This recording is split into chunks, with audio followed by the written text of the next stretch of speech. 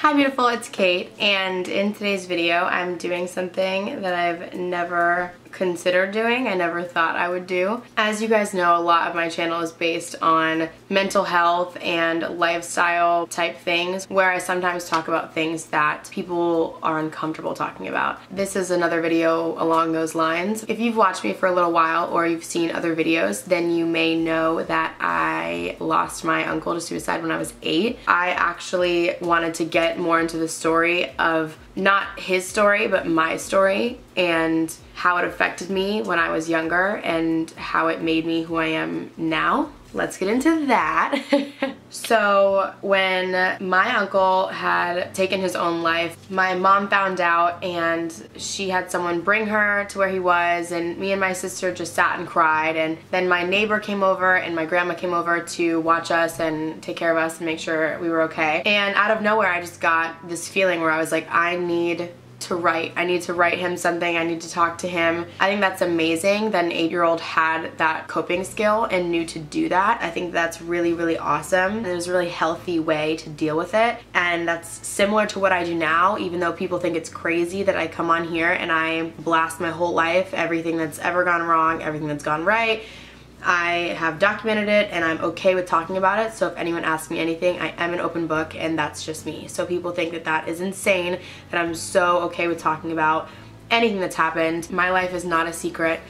I think that this specific thing that happened to me when I was younger made me who I am exactly in this moment, is someone that wants to help other people that are struggling and that are dealing with suicidal thoughts. Everything happens for a reason, and I know that's hard to believe sometimes because you're just like, what is that reason? Anyways, I ran to my room and I wrote. So I wrote this letter, I think it is, to my Uncle Jeff, and I went back out into the living room where everyone was, and I read it to them. I was supposed to read it at his funeral, and I was so scared. I just didn't feel comfortable doing that, and I wasn't in that state of mind to do that. So I remember being in the bathroom with my dad and asking him if he could read it for me. My dad read it and cried. He made sure that everyone heard what I was saying. I haven't read this letter since I was 8 years old. My grandma's had it for years, and I've always thought about it, and I've always thought, what did that say? Like, what did I say in that moment after losing someone that I loved so much? On the 10-year anniversary of losing him, which I can't even fathom that it has been 10 years,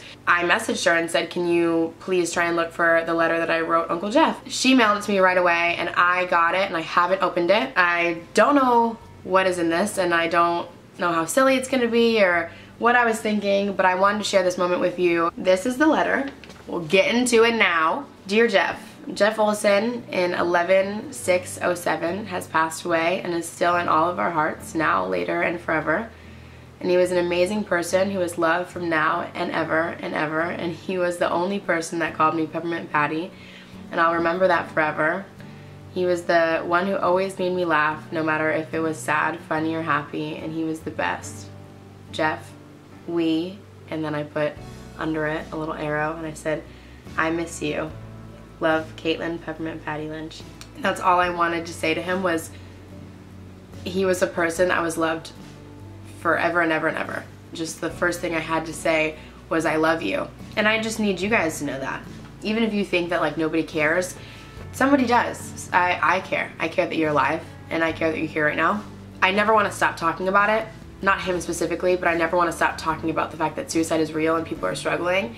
And I know your pain is mostly what I turned the camera on for, was to tell you that your pain is real. I might not have the same struggle, but I know that it's there, and I know that you're hurting. Things aren't okay and things suck, and I'm so sorry that they do, but I can promise you they will not suck forever, and just point and blank, you are loved. And I said that when I was 8 years old. I need to know that everyone around you, your younger siblings, your cousins, someone that just sits next to you on the subway every day and you guys don't even know each other's names, like that plays a role, and you matter in this world more than you'll ever know. And we all take advantage of things that are so small and things that are huge, like just the fact that we were given a life in general. So there's definitely something to be grateful for every single day. This life and this fight, in this battle, it's yours. It's all yours, and it's you doing it, and you're a fucking badass, and I have so much faith in you that it's unbelievable. And I know that you feel like you don't have any confidence in yourself that you're gonna get through it, but I know you will, and I know that he would have. I know that my uncle would have if he just took a second to think about things. It wouldn't have happened the way that it did. And I'm not gonna try and say like, oh, I wish I could go back and change that moment, because yes, I wish that he was here and he lived a longer life, because he deserved to, and his kids deserve to see him as they grew up, and I deserve to see him as I grew up. But I can't change anything. I can't go back and change anything, so I'm not gonna sit here and say how badly I wish that if I had a time machine I would go back to that moment, because I am in this moment making this video for you guys for a reason. And I know that's so oversaid and overplayed and overdone, but it's so true. And you are viewing this at a time that you need to, and maybe you were just looking for an ounce of hope, or maybe your friend sent you this, or maybe it just came across your suggested, and now you're here. So I want you to know that you are here watching this video for a purpose, and you're here on this earth for a purpose. Every day I have people messaging me like, I need help, I don't know how I'm gonna do this, no one cares, my family doesn't care, I'm alone. I've had the closest of friends to me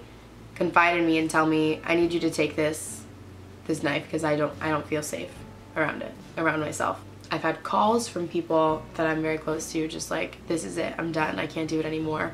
And I don't think I would get any of that. I don't think I'd have the opportunity to help these people if it wasn't for everything that's happened. I wouldn't be so educated on the topic, I wouldn't be so passionate about any of it if it wasn't for how every single thing has went down, for the other people that I've lost, for my very close friend Colin that I lost when I was 14 years old.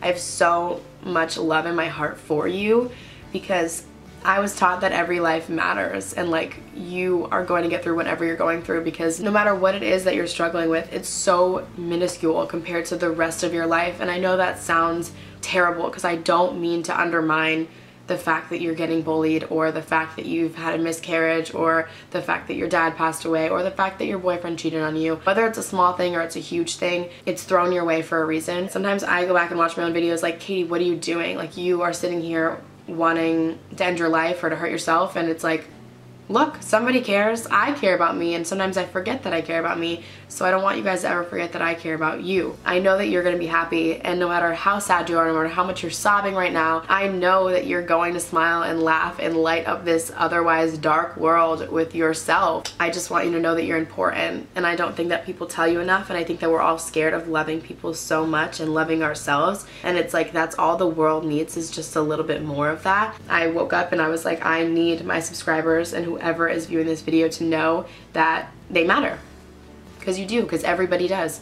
I hope that every single light you hit on the way home is green, and I hope that your favorite song comes on the radio, and I hope that there's the most beautiful sunset that just takes your breath away, and you think that, wow, like, this world has an ounce of beauty. Even if that's the only thing that you can think is good about the world, it's something, it's anything. Keep going and don't give up, and stay strong and keep being amazing. And you guys literally inspire me every single day, and everything that you say to me means so much to me, and I love you. I love you an endless, hopeless, disgusting amount. I will love you every single day, and I will love him every single day. And I'm happy that I knew that as an 8-year-old, that I would love him forever. Emotional, don't be emotional. I'm totally crying after this.